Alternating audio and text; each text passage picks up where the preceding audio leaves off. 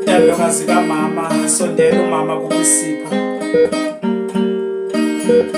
Intandokazi kamama, sondela umama kubisipho. Sihlukile kunazo zonke lesi sengesempilo. Ukuba naso sisodwa siyokuphumelelisa yonke indawo. Sondela mntanami, bamba isandla sami, ngibheke kimi ayisekho impilo. Ukuvuka kwami ngilibona ilanga lanamuhla kusaseyiwo umusa kaThixo. Odokotela bazamile ngayo yonke indlela lutho ukungitholela usizo. Sengiphiliswa yiyo le mshini oyibonayo, ukucisha kwayo ziyobe sesibhekewe nazo zonke izinto. Ngizamile ukulwa mntanami ngayo yonke indlela, nokho angikwazanga ukunqoba. Usukhulile ngane yami, ngicela ubongibhekele obhuti bakho abancane. Nengizokusho kuwe namhlanje nginethemba uzokwazi ukumela. Ithuba nengiye ngagijima ngalo ebusheni bami lengenze ngangafinyelela la bengiphikelele khona. Bengiphikelele empilweni engcono egcwele isibusiso, nokho sengivunile mntanami kulokho ebengikutshalile. Isivuno asibanga sihle. Ngikhuluma nawe manje nginezifo eziningi zibangisana ngomzimba wami sezinqobile. Emaphutheni ami ngisifundile isifundo, nokho isikhathi bese sihambile.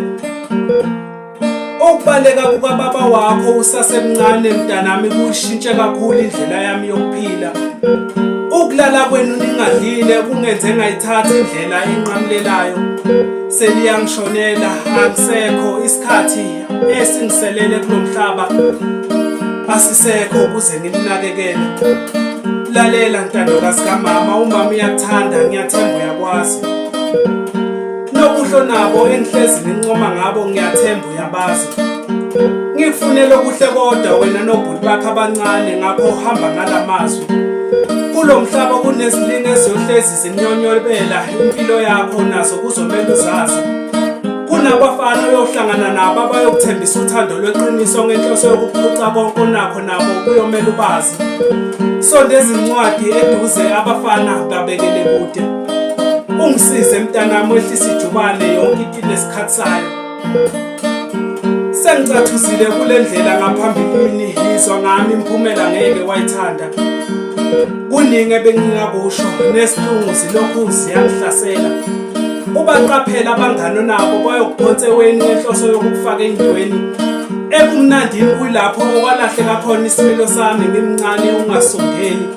Mntanami uzungikhumbule nalapho izinkinga zihlasela. Amazwi ami awabe umphako wakho wendlela nowekusasa. Usikelela the poet.